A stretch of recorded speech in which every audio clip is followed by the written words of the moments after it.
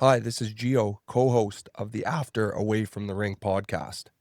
The views and opinions expressed by our guests are their own and do not reflect those of the hosts or producers. This podcast contains discussions of drugs, alcohol, trauma, and other sensitive topics. Listener discretion is advised. The content provided is for informational and entertainment purposes only and is not intended as medical, legal, or professional advice. If you need help, please contact a number in our description or simply send us an email at afterpodcastofficial@gmail.com.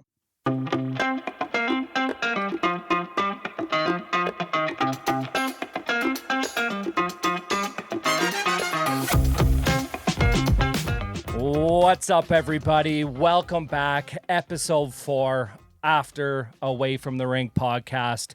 Co-host DJ McGrath here. I got my boy Giovanni Flaminio, my co-host. How you doing today, brother? Doing good, Deej. Great to be back on. Awesome weekend. Yeah. Did some coaching. We beat the team that beat us out of provincials last month, so kind of a redemption game, Was proud of the boys, and you can probably hear my voice is a little shot because I just cannot get away from yelling and being competitive behind the bench there, but I love it. I was gonna say now Gio's a coach now, elite level hockey player now turned to behind the bench. G, how is it? I know you're kind of the guy that kind of yells, huge passion in the game. Do you have to control your emotions a bit, or how is it with coaching kids nowadays compared to when you were playing? Yeah, good question. I mean, I've toned it down a lot just as the years progress. I mean, I got tossed early in the year at a tournament, just yelling on an offside call, and so that was kind of eye opening. Just maybe take it back a little bit, but still get super into it. For me, I knew I would love the game, but it's the more enjoyable part has been the mentorship of the kids. Man, Mm-hmm. It's incredible. Like these kids telling me how much they appreciate it. The text from the parents, how much they respect me, and the fact that I'm volunteering to, be a part of their kids' lives, man. I mean, that's humbling for sure, right? Mm-hmm. That's been the greatest part of it. Yeah, and I think it's important having guys like yourself who has been through hockey, who has been through all levels of hockey, and kids who they could go up to and ask questions, comfortable of asking questions because, you've been through it, right? And I know there's a lot of coaches out there maybe are coaching because of their son or daughters on the team, but you're a guy that doesn't have a son or a daughter on the team. You're simply doing it because of passion, because it helps you. I know it helps your mental health away from the rink, and now you're slowly getting back in the game. I think it's awesome what you're doing, man. I think it's a start of something where I could see you being behind a bench for years coming. So no, that's awesome, man. I'm glad. I know you got a couple more regular seasons games left, correct, till big playoff time? Yeah, 2 games this week, and then I believe it's like right into playoffs next weekend. So, it'll be exciting. Hopefully, very good chance to win the league. It's a goal of our teams, and hopefully can help contribute to that. Right on. No, I am super pumped about our next guest here. It's an individual who is a prime example of why we started this podcast, why this podcast was born. A guy who's been there, a guy who's played elite level hockey. And today's guest is Connor Hobbs. And this is a powerful one, you guys. Connor grew up in Saskatoon, climbed the ranks of elite hockey, played in the WHL, spent multiple seasons in the American Hockey League with the Hershey Bears, and lived the reality of chasing dream at the highest levels of the game. But behind the stats and the spotlight was a serious battles with pressures, identity, and addiction. Connor found recovery while still playing high-level hockey at the University of Saskatchewan, and today he's living a completely different life, newly married, running businesses, teaching, becoming a father, and deeply involved in the recovery community. This conversation is raw, honest, and bigger than hockey. Hobbsy, how I like to start this podcast, buddy. How are you doing today, brother? I'm doing really well, DJ. Really well. I'm really honored to be asked to come on and share with you guys. I think it's important what you're doing, and I'm happy right now. Yeah, no, this is great, and I'm super excited to have you on because, Hobbs, I didn't really know you back in the day. I'm from Kinnersley. You're a couple of years younger than me and G-Bones, but just by the voice of buddies that we both have, they all speak highly of you, man, and what you're doing, especially today.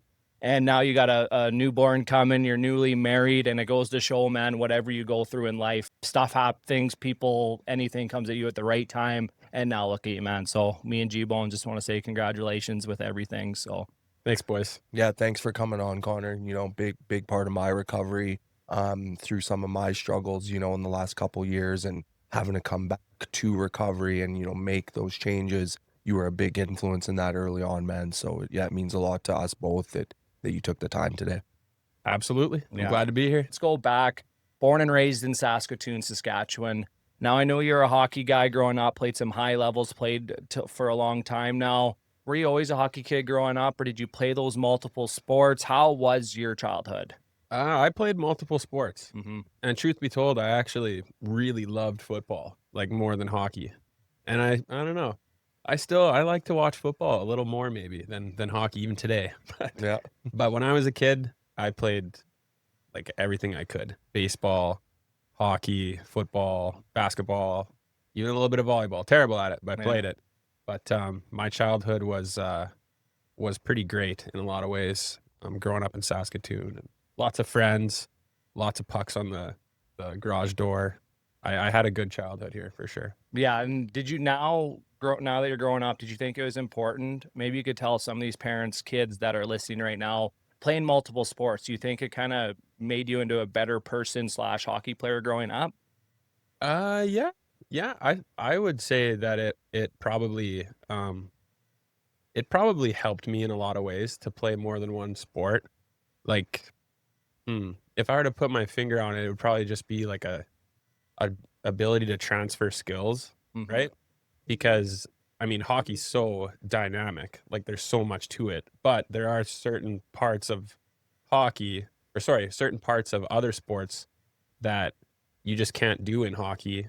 But if you play those sports, it can transfer into hockey. Like, for instance, in football, like a really hard hit on a guy is totally different than in hockey. Yeah. Right from like the contact to how you do it. And I just think that the more you can put in the breadbasket, the better, I think. And more teammates too. Mhm. Different teammates Yeah. around wherever you're living. Like, I think it's a good thing to do. Yeah, and I agree too. I think it's important because now, especially nowadays, you see hockey players playing 365 days of the year, not taking time off, not getting away to the lake, not playing different sports. Because I think it's super important to especially get away from that sport that you love most, that you're the best at, to get away. Because I think burnt out is a real thing. Mhm. Obviously, you guys probably experienced that in your careers. I know there's kids who I work with that are burnt out and are sometimes too scared to tell mom and dad that they do not want to play spring hockey or don't want to play summer hockey. It's just a whole new beast out there. But what age were you to kind of pick that number one sport? And how was that for you, Hobbsy? Was that easy for you to pick hockey, or because I know you said you like football? Well, I guess probably grade 10 or 11 ish, it had to kind of all be hockey. And it was tough. Like, Mhm. I didn't really want to deep down. Like, and actually, it's funny. I remember meeting with my agent for the first time, and he asked me, Connor, like, I'll ask you this once. And I think I was maybe like 15. Yeah. And he's like, do you want to be a hockey player or do you want to play hockey? Right. And I don't know. I just wanted to tell the guy maybe what he wanted to hear. And I said, I want to be a hockey player, when really, I don't know if that was the case. I really don't know. And I just sort of kept going with it. Can you guys relate to something like that? Yeah, Yeah, for sure, man. I big was time. like Wow. just wanting to talk before you finish because it's so relatable, right? But yeah, for me, very similar. That age, having to choose, and I was Mhm. like a big school sport guy, like basketball, volleyball, loved it. Like you said, different teammates, and had to make that choice. Made midget AAA as a 15-year-old, and that stuff was over, right? But then the identity side of it too, like you just said, I didn't. People were just telling me you need to pursue this now, or you should pursue this. These are the opportunities, and I don't think it was ever like this is what Geo wants. It was just in front of me, so I did it. Mhm. And that's like, it's not that I regret that necessarily, but that was the experience. Yeah, and I can relate to that too. Like, that it's not necessarily a regret. Right. It's just kind of the way that it went. like, man, I felt like I missed out on stuff so much with like my friend group at school. And because I was born in 1997, and I got put into kindergarten with the 1996s because my birthday is right in January. So all of my friends at school, all through growing up, had lots of tight buddies, but they were all in a different, like every other year, they were in a different age group, right? Yeah. So I had this really tight group of buddies at school, and I had this other group of buddies in hockey who were in the grade younger than me. And like, I think that part of that contributed to that feeling of, you know, different than, left out, don't feel like I'm a part of either side kind of thing, you know? And like, I don't know, I wouldn't say that I regret like choosing to go with hockey, but I know I felt like I missed out on so much stuff with the other kids at school.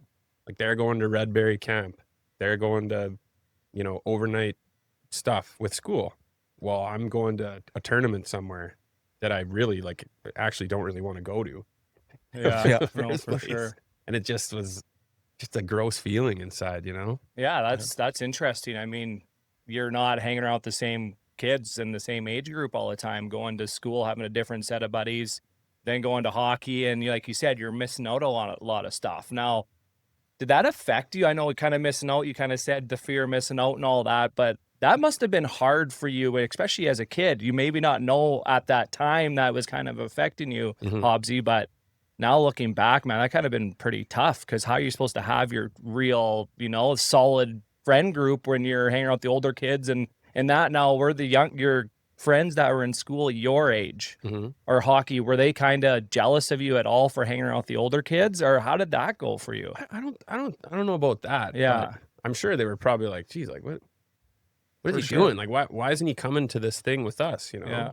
like he's over here with these buddies, and like always kind of caught in the middle, you know? Yeah. And like, I don't mean to say it as like a poor me kind of thing, but that's just the way that it was. And one perspective could be, well, you had a lot of friends, you know? Sure. But I remember actually when I graduated high school, I remember like being really, really upset and talking to my best friend at the time from school and being super upset. Like, dude, like we're just not going to be as close anymore. Like I'm going to go away, like to Medicine Hat, or at the time, that's what it was, like to Medicine Hat. And then like, when am I going to see you ever?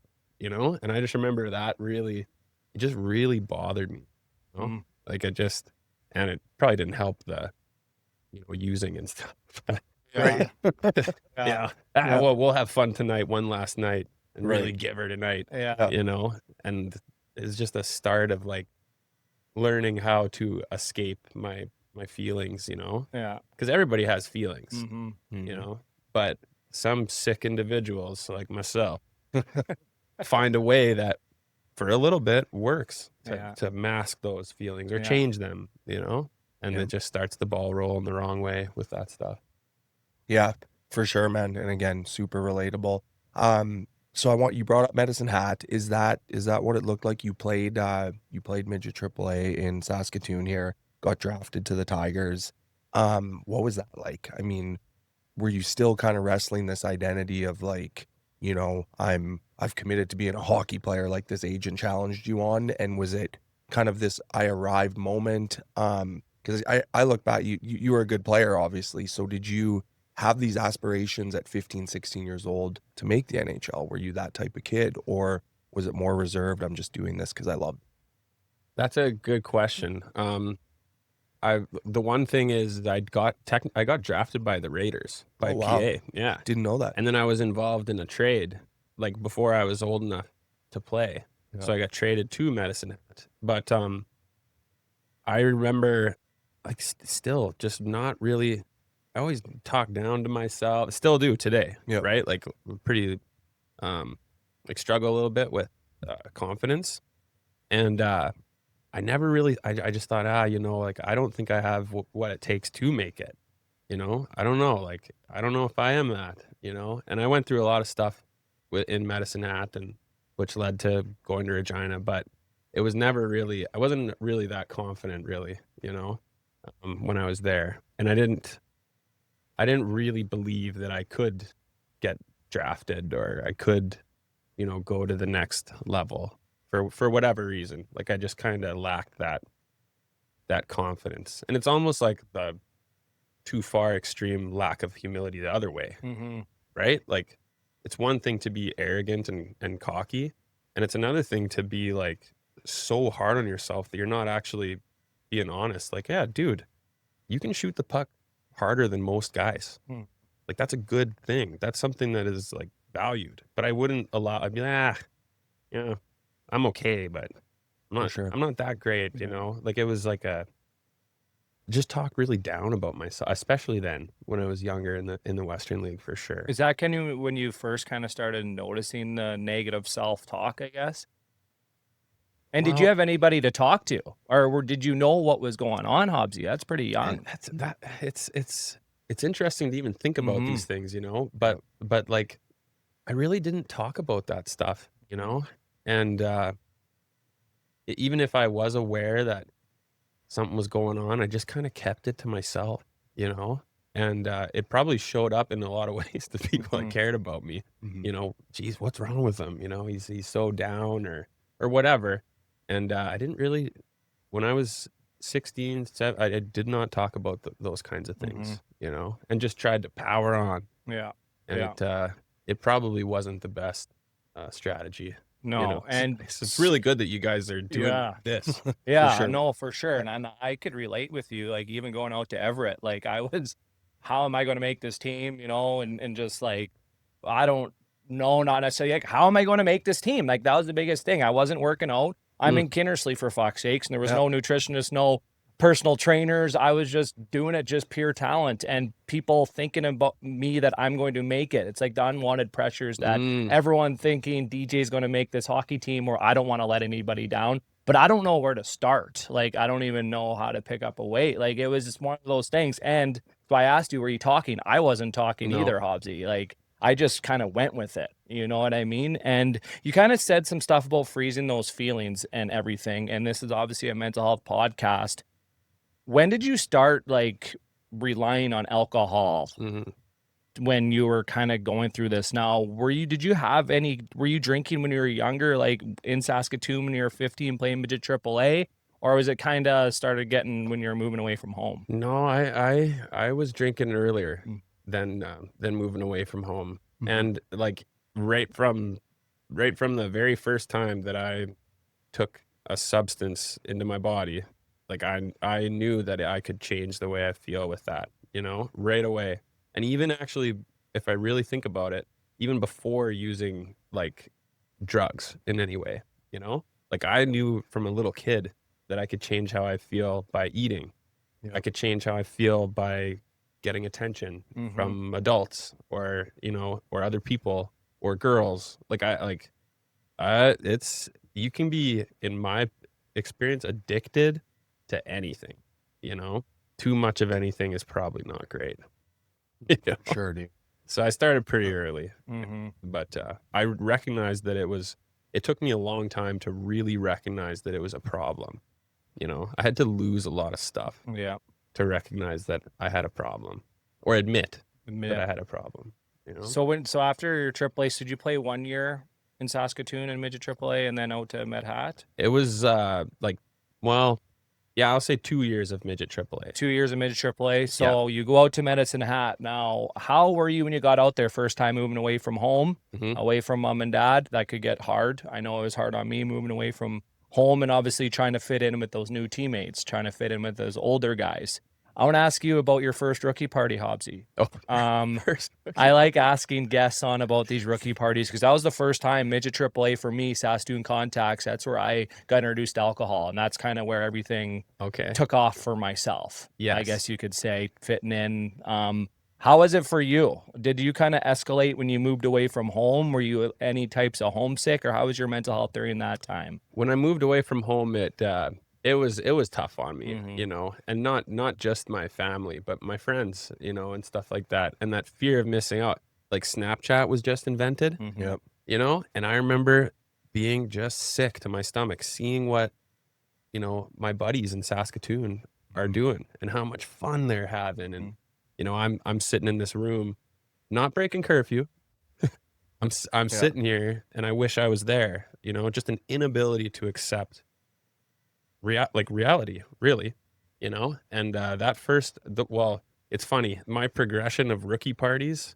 because I've been a rookie many times, Yeah. Right. is like it's almost like the severity of using like gets worse, but it's always really bad. Like right from the first Yeah. one. Yeah. Like just way too much, you know, just a total lack of control, like right from the very first one to when I was a rookie for the Huskies. Like still, like just a cycle of just not good Yeah. stuff, Yeah. basically, you know? Can you guys relate to that? Like Yeah. it just got worse and worse and worse, progressively worse. 100%. I think it's gotten better nowadays, especially there's more awareness in rookie parties. I think coaches are kind of putting, but man, the horror stories used to hear back in the day. Oh yeah. Like, you know, and it's like if you're a rookie at one time and now you're a vet, well, I got put through this, so I'm going to make myself feel good. It's just a revolving door. Yeah. Right. And we never sit down, and I was bad for it too. We never sit down and think, can this kid handle it? What's going on in this athlete's, my teammate's life? Maybe this guy's dealing with anxiety. Maybe this guy is hanging on by a thread, you know, but us athletes, even the guy hanging by a thread, we have no idea because he's acting like you know what I mean? It's just like the stigma around mental health that if you're at a rookie party, there's no chance in hell you're saying no to a vet. You know what I mean? You want to fit in with those older guys, especially if you're gone moved away from home. For sure. Yeah. And like not proud of it, man. But Yeah. in my experience, like, yeah, there was not for me personally, but teammates, like a couple hospitalizations amidst these parties. You know, again, that was part of the culture. And, you know, hopefully it's becoming less and less part of the culture. I think we have the ability to help shift that narrative as well. But yeah, it was just, again, back to what we were saying earlier, was just kind of you went with it, right? It was sort of, I accepted it was part of my identity, but today not proud of a lot of those things. Yeah, I think a lot of people who've played the game back in the day could kind of some horror stories in one time of their career where they look back. But I think it's gotten a lot better. I like asking those questions because with my story, that's where I got introduced with it. And I know it's gotten a lot better, but it's just in that position where you can't really do anything. I wish I would have said no, but well, I didn't want my captain to think I'm a pussy. You know what I mean? I didn't want my teammates to think, who's DJ? Like, why isn't he doing this? That's just the way it was. And fair enough. I was boys with everybody the next day, man. You were excited to be the life of the party. And that's kind of how I fit in with everybody, kind of froze my feelings. So, Hobbsy, you're playing in Medicine Hat. I want to talk about your draft year. You got drafted to the NHL. What I want to ask you, how was it for you, that initial reaction where you got drafted? I mean, from an outsider, me personally, not getting drafted, I'd think that's the best thing in the world. But for you, with you going through the stuff that you're going through, maybe you're drinking and dealing with those thoughts and feelings, how was it for you on your draft year? Well, it was a huge moment, you know. Like I was really happy, you know, and I actually got to be at the draft with my dad, even though I was a later round draft pick. Sure. I got to be in Florida for it. My agent had said, well, you might get drafted, you might not, but like if you want to come with us. And we're like, yeah, we'll go sit on the beach for a couple days. And sure enough, I did get drafted there, and it was awesome, you know. And I know, like, the same as all of it, like that night went pretty hard partying, you know. And I don't regret anything, but I look at that and I'm, man, I wish I would have just like enjoyed the time with my dad, you know? But I didn't. Like, I just kind of squandered all that truly like pure stuff and traded it in for, you know, instant gratification of going out and getting loaded. But in terms of the hockey stuff, I was super proud of what I had accomplished at that time.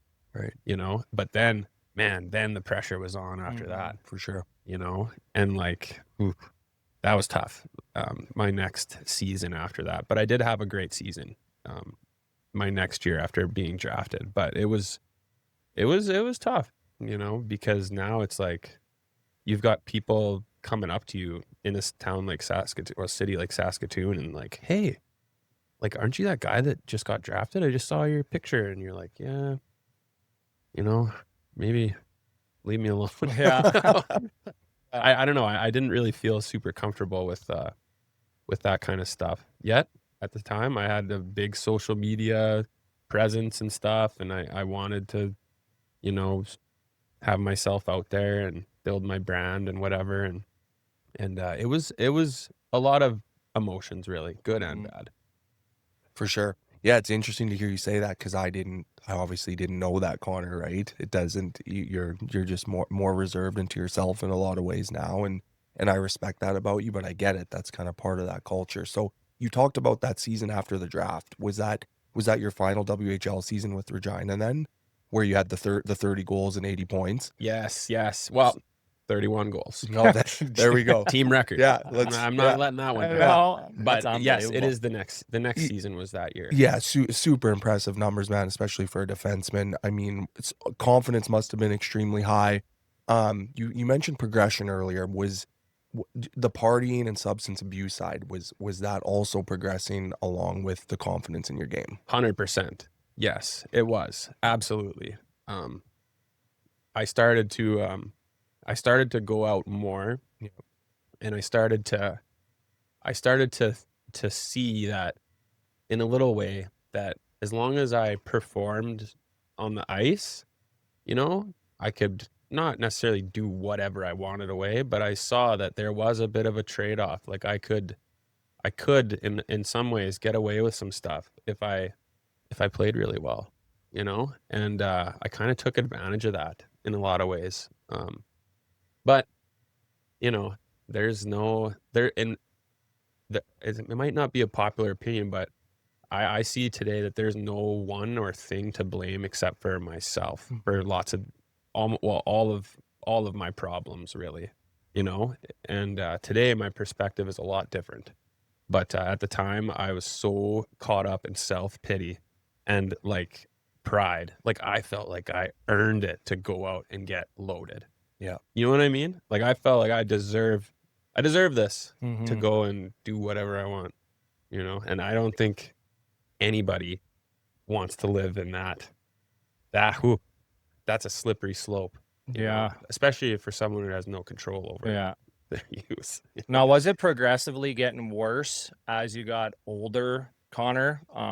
And obviously you said after a game or after a practice, you earned to go out and get loaded. Now, were you one of the ones that you're kind of by yourself, or was it kind of a culture thing? You and I both know the hockey Mhm. culture back in the day. Now, were you going out with multiple guys on your team, or were you kind of like guy that would go home and kind of do your own thing? Well, I would say that I wasn't using alone until I was like right near the end of Mm-hmm.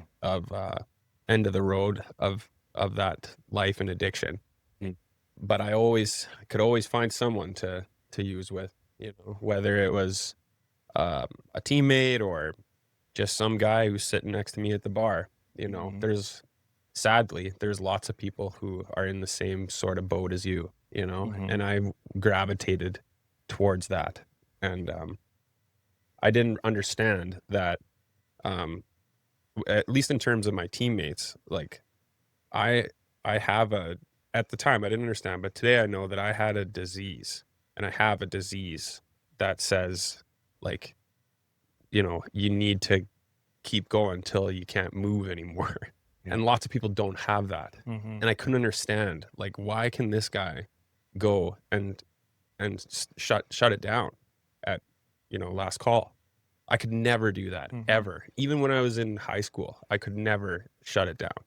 I couldn't stop, And like, to answer your original question there, as I got older, I basically isolated in my room, like, and just away from the world. I might have started going to even just dinner with the guys, Yeah. but I would always end up solo in my room for God knows how long, and people are worried. And like that was a real that was when I really started to recognize for real, like I got a problem here once I was alone. So where were you when that kind of started happening? Were you in Hershey there, or was that kind of when you were back home with the U of S?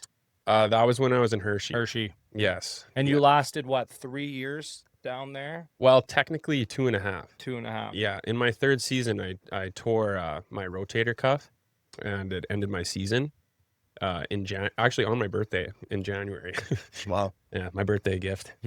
And I remember actually tearing it up, and then I came in between periods and went to the physio, and I think there might have actually been a physician there that night. But anyways, I remember telling him like I hurt my shoulder bad, and the guy looked at me, moved me around, just a contusion, Wow. which is code for you're being a bitch. Yeah. It's a bruise. Yeah. But I went and got MRI a few weeks later of complaining about this, right? Yeah. A few weeks. And they took one look at it and they said, Hobbsy, if this was a toothbrush, you got one bristle left, man. Like it's like basically it's 99.9% torn. Yeah. So I was done after that. So I had about 2.5 seasons. But that is right there when that happened. That's where I went completely nuts in terms of my mental health was just, it was gone because I had no more responsibilities now, Mm-hmm. right? Like you guys have been injured on teams Mhm. before. You're on the team on paper, but you're not really, Yeah. you don't really have those same responsibilities anymore. And I basically just went off the deep end. Like once that happened, it was really bad. Yeah, that's I can relate again to like a lot of the stuff you're saying. And I think it ties into that isolation element, right? Mhm. Of just like, holy shit, what am I doing? I remember questioning myself the few injuries I had where, I was just team was on the road or whatever the case was, and I'm back at home drinking. It's like, what am I doing? So that being said, was that kind of the progression of you stepping away professionally? Did you make that decision personally, or was it somewhat made for you that the pro run was essentially over? What did that look like? Well, I had chose to be done.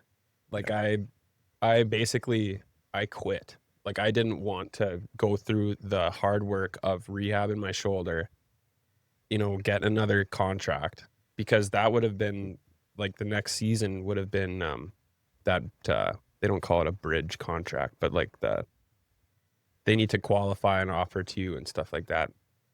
And I'm pretty sure that they did want to sign me, because in my exit meeting, they were shocked when I was like, yeah, I registered at the U of S. They're like, what's the U of S?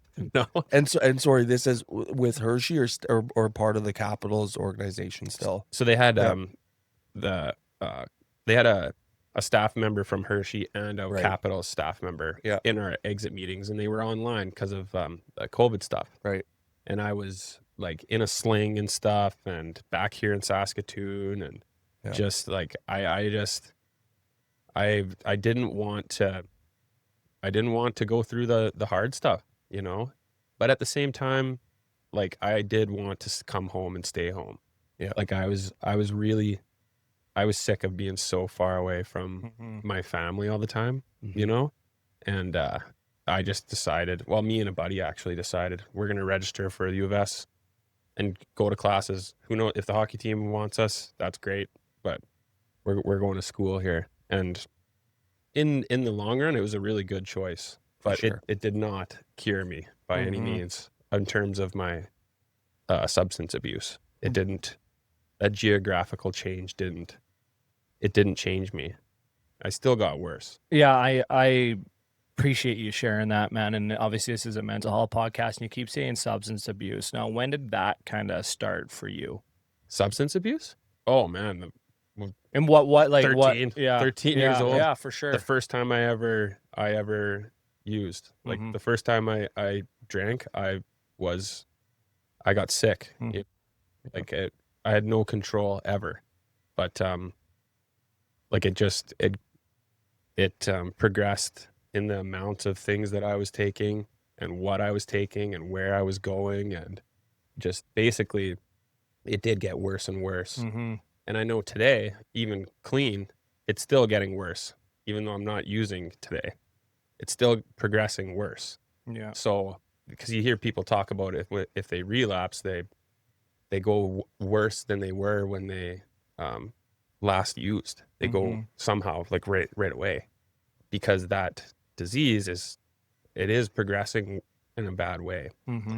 But it always I never could accept it with the hockey community. Like, and people were trying to help me left and right, and I could not accept it myself for some reason. Like from when I was younger in the dub, people were trying to help me, and I just couldn't do it. I wasn't ready. See, that is some powerful stuff, because obviously with mine and Gio's story, and thank you for sharing that, because that was kind of my next question. People knew Connor, you were struggling, and during your whole hockey career, and coaches and teammates were looking out for you, asking for you to get help. And now mine and Gio's story was kind of the complete opposite, where we were painting a picture on our faces and pretending everything was okay. Yeah. And for yourself, you could have went out and got that help multiple times. Oh, yeah. Connor. Yeah. Now, I think this is important stuff here. Now, what was it that made you not want to accept that help? Well, I think part of it was I wasn't ready to be done, because a little piece of me knew that I didn't have control at all, right? And I didn't want to give up being able to go out with the boys, or being able to come home, for the summer and go to a party, and you, like, I didn't want to give up an inch, and I knew that I was going to have to, because people were telling me that, and people are sharing their experience with me, or people they know's experience. And I was like, no, I'm different. Like, I can handle this, which is so weird. Like, if there was a little camera on the wall and you were watching what you were doing, you'd be like, you have no control at all. What are you talking about? But for some reason in here, I just could not hear those people, and that I have to remember that today when I'm trying to help somebody. Yeah. Is that, like, by telling someone and maybe giving advice, as opposed to just listening to them and helping them come to their own understanding of it. It's really hard to do, especially with people you really care about. I find it's really hard, but it's weird.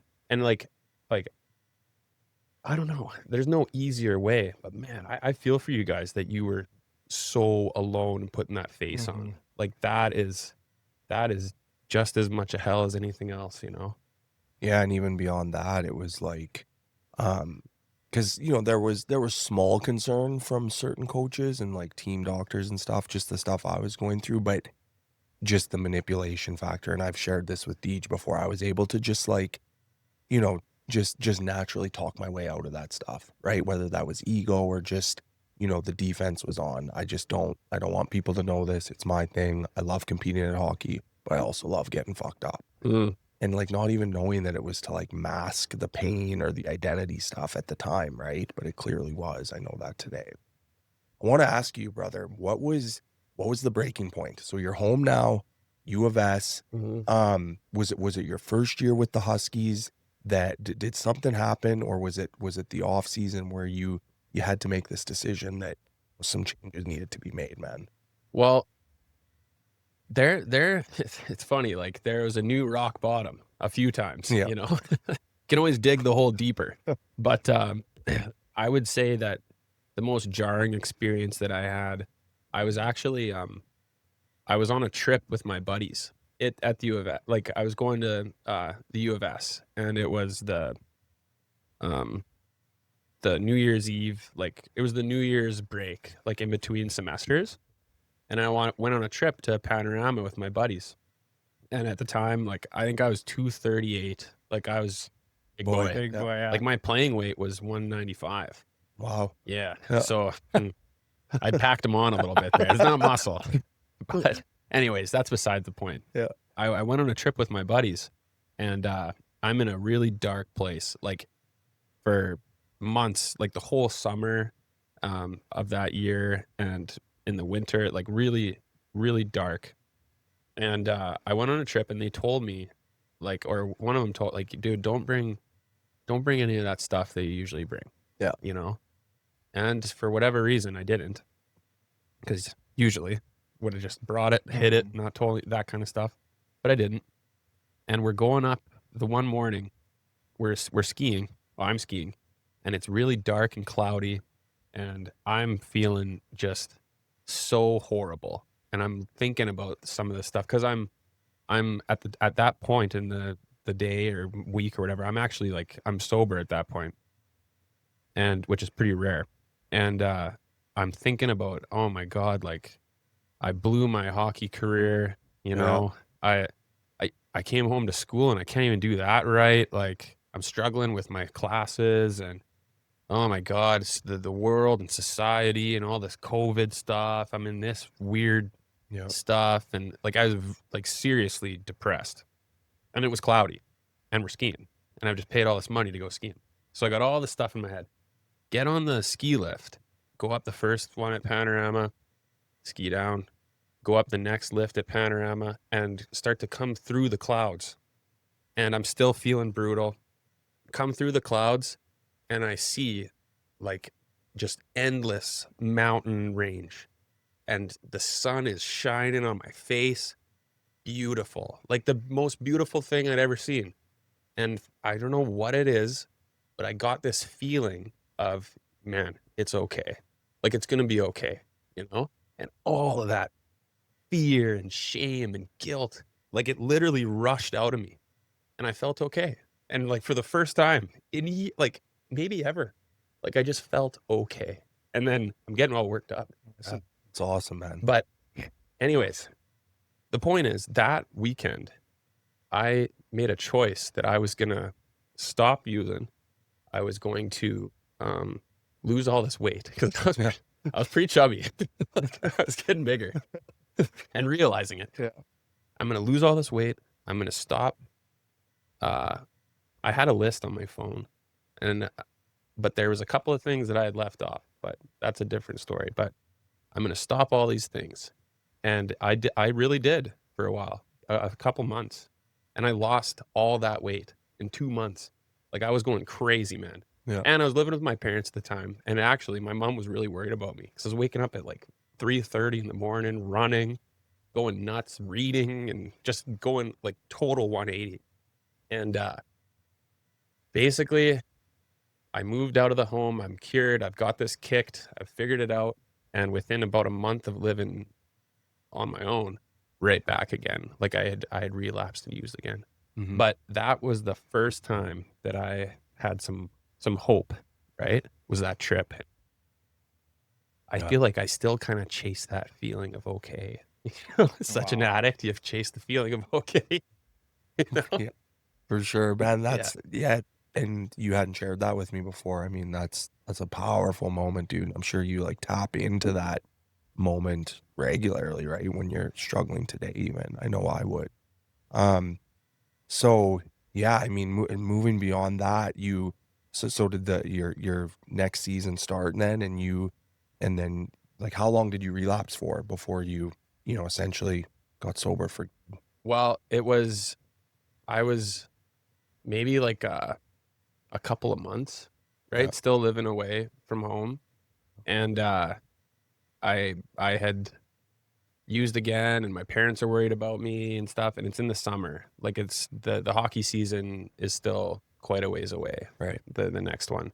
And I actually had a family friend come and talk to me, and then he kind of convinced me to try this new way that I'd never heard of. And that's when I really kind of surrendered, and I don't know what to do anymore because I've done all this stuff. Like I tried all these things, I read all these books, and I lost all this weight, and I still can't stop. But that summer, that was when it was kind of, I knew I was done, or at least I was done wanting to use. Excuse me. And yeah, I have been clean since that summer. It's coming up on 5 years, correct? Coming up on 5 years. Congratulations. Yeah. Thank you. Congrats, man. Yeah. But it's just one day at a time. Yeah, You guys exactly. know. For sure. Yeah, yeah. You You know? get caught up in the numbers sometimes, but the best way it was explained to me, it's like what's the quality of that sobriety? You know Mm. what I mean? Because truth be told, with me, I've had 3 years and 2 years a couple different times, but this stint, for whatever reason, has been the highest quality recovery. So Yeah. And before we take a little 5-minute break here, this is why we started this podcast.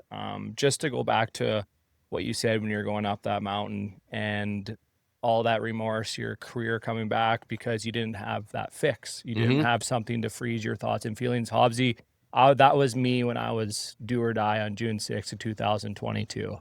All my feelings are coming back at me. I let my mom and dad down. I let my 2 little nephews, I was supposed to teach hockey, but I'm sitting there isolating every night. All this stuff is coming back, and I didn't have my drugs to freeze that. And, with you going over top of the clouds and seeing that the sun and the bright in your eyes, that was me going to my parents' house and like laying everything out there. So it's just like, it makes me have butterflies right now and then teary-eyed because it's just crazy hearing these types of stories, man, because I could relate with you on that big time. And it's a beautiful thing. Beautiful thing, man. Right. And, it was a feeling I've never felt before because we were so used to freezing our feelings with substance and alcohol. And it was the hardest thing to do, was to accept, to like face those fears, face those judgments, embarrassments. Why did I do this? Why I do that? But man, that's where the fucking real magic comes out of. Absolutely, man. Pain shared is pain lessened. Pain shared, pain lessened. We're going to take a quick 5-minute break here with Connor Hobbs. This episode of After is proudly sponsored by the Mental Health Classic Hockey Tournament. This isn't just hockey. It's about bringing families, athletes, and communities together to start real conversations about mental health. It's about showing young athletes they're not alone and that it's okay to talk about whatever they are going through. Sign up your son or daughter for Saskatoon August 8th and 9th or Kindersley August 15th and 16th at mentalhealthclassic.ca. That's mentalhealthclassic.ca. Let's hit the ice, have fun, and make a real impact on and off the ice. Welcome back to episode 4 Away From The Rink podcast. We got a good buddy of ours, a good friend, our guest, Connor Hobbs. Before we get into her, we got a video we want to share with all you guys. This is Connor Hobbs back when he was 17 years old with the Regina Pats. And Hobbsy, I know this isn't your first dance. I know it wasn't your last dance, but I just want to show your viewers out there. Hobbsy, maybe if you want to talk a little bit, but talk us through this scrap. Okay. And gets it in on Paperny. Bouncing puck, you make a stick save. And the White Kings on the rebound. Okay, there I am. Good stick. Drops it off for Totally Miller. knee a guy. But then Barron gets me with a few. But I snap. Up over top for Hobbs. He's teeing off of Barrett Thompson. Now left uppercut from Hobbs. And they go to the ice. What a tilt. 7-10 left. I'm yelling at them. See you tomorrow, boys. The crowd's loving it. That was an open ice hit. The Brandon Weeking tried to yelling at fans. Him, and you know what, that happens. I don't know if it was that dirty. It looked it was so a little dirty. worse than what it was. But Thompson, who was Dude, the I one need who him so bad. had the real dirty hit by choice earlier from behind, steps up and thinks he's going to show Connor Hobbs what's up. But did he get taught a lesson? Connor Hobbs, absolutely. Did he wear any on you off the start? Oh, yeah. Took the first I think that's why I was he just so mad. started landing balls. Oh, dude.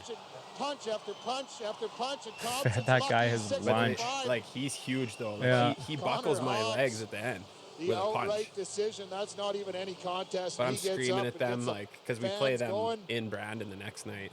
He's been sent to the dressing room, which means that this could be Little scrap of Connor Hobbs back in the 17-year-old. If you guys want to check out some more fights, just type in his name, hockey, on YouTube, and I'm sure you'll be entertained for the next couple hours.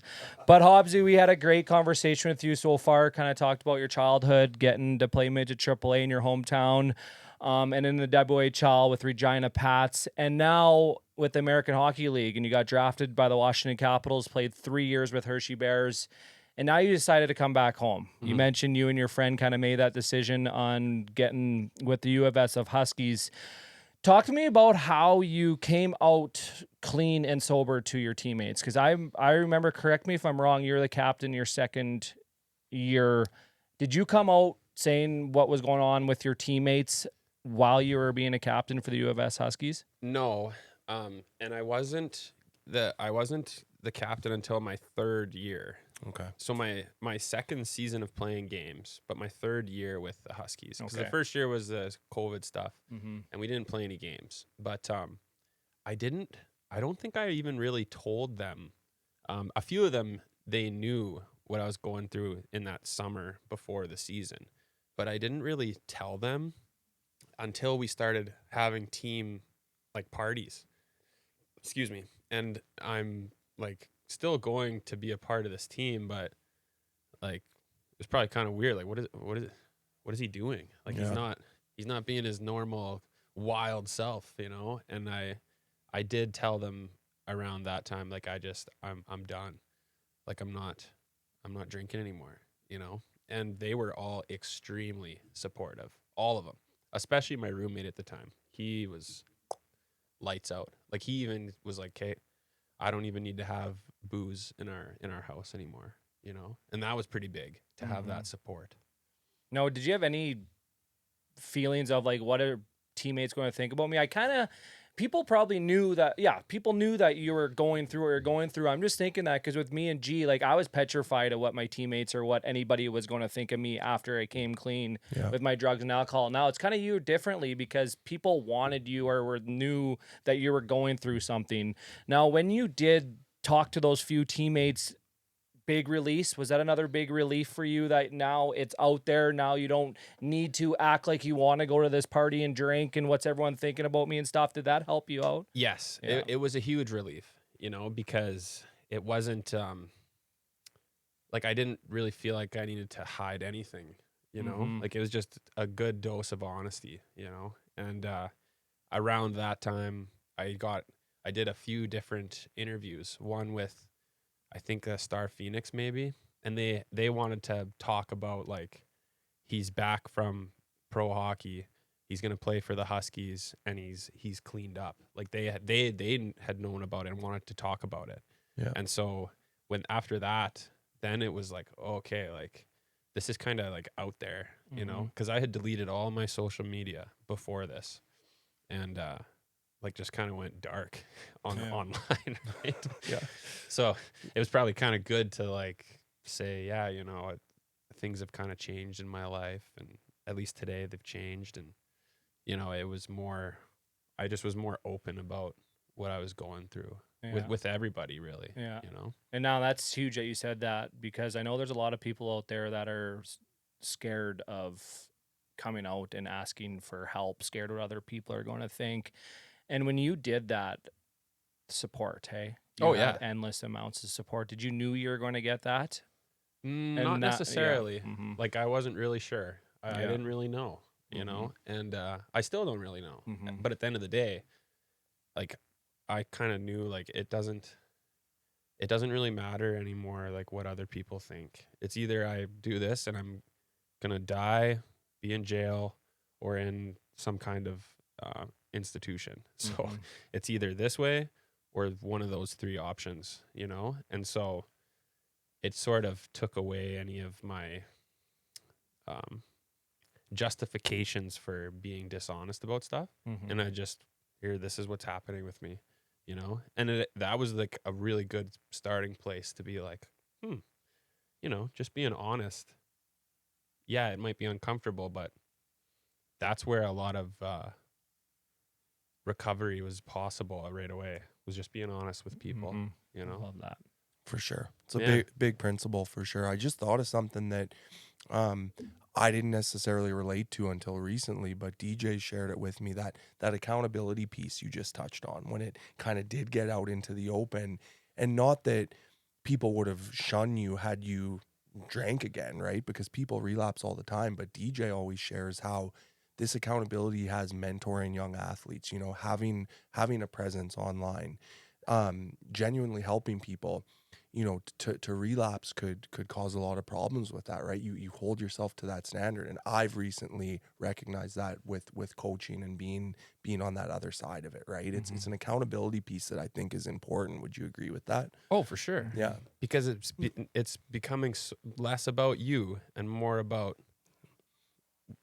the greater good, whatever you want to believe that is, Yeah. right? Like it's like a escape from self-centered stuff. Mhm. It's just becoming about helping in Yeah. some way, Yeah. you know? So I would agree for sure. Yeah, I think Yeah. it's important, and I mean everyone has that different story. I didn't do rehab or counseling. I didn't know any knowledge when I first got sober, Yeah. and I'm thankful that one of my best friends told me to share my story like month 3 into my sobriety, because it was relapse or not for myself at that time, and I said whatever. I shared my story for the first time. And then I started getting speaking engagements, started people reaching out to me. So I found my sense of purpose, and that is to help. And thank you for sharing that, G, because now I have accountability, right? But you're right, Connor, you got to do it for yourself. It's like not anybody else, right? Yes. But it's again, like, I don't want to let anybody down. Again, I still have that feeling. This like goes back when I was going through it. I don't want to let anyone that I've helped down.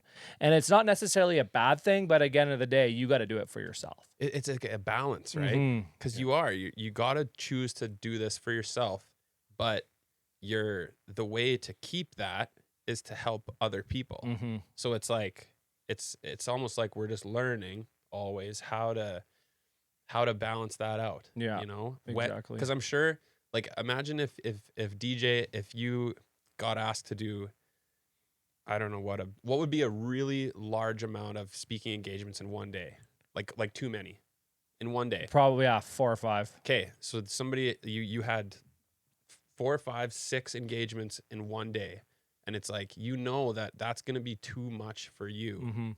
but at the same time you're helping other people in these. So it's like, how do we Yeah. balance? Yeah. You know, that it's Yeah. tough, right? You know, exactly. Because I think now, I don't know, you guys correct me if I'm wrong, now that us 3 are sober and now we're kind of in that field of helping, sometimes I personally forget that to fill up my own cup. Yeah. You know, where I'm too busy filling up everybody else's cup, but I come home and days go by and I'm not filling up my cup. Like I do that to myself sometimes. We're having conversations like this, like after you just said, it's just like, hey, like you got to make sure you're okay with yourself first before you start helping, right? Because I think that's important. But I got one question for you, Connor. Like, I like sharing because I think it's powerful. When you're struggling, when you're going through it, say junior and pros or whatever, and there may be a situation you could remember you're sitting in your bed, you know, wishing you weren't going through this. What's something that you could sit and if you could stare at that kid? You know, maybe you're looking at him right now, sitting in his room struggling, and now you're on the other side of things. And you're sitting looking at young Connor right now. And now that you're sober, what's something that maybe you could grab his shoulder and be like, hey, buddy? There's a few things. Yeah. To say to the guy. I mean, I guess maybe the one biggest thing would just to say, like, man, it's gonna be okay, you know. And if I could hear that from myself, you know, because lots of people were telling me that it's gonna be okay. Oh, 5 years coming up here, and now beautiful wife at home, kid in 8 days, less than 8 days. Thursday, right? Thursday. Wow, man. Yeah. How Oof. cool is that? It's crazy how life works like that, though, hey? I'm all spiritually centered right Yeah. now, boys. But if we would have done this next weekend, I don't know. Yeah. Yeah, that's why we Might have been pretty miserable. made sure to pencil you in for this weekend. No, it's gonna be cool, man. I've got a lot of things that I would not have, you know, and I wish I would have known that, but I didn't. But today I do, and I hope if any young hockey players listening, they know that it's gonna be okay. Yeah, that was one thing I was going to ask you to finish her off here. What's something that you could say to a young athlete, maybe struggling, maybe kind of walking into something that you've walked through? What's something that you could say to a young athlete out there? I would say you don't have to use things outside yourself.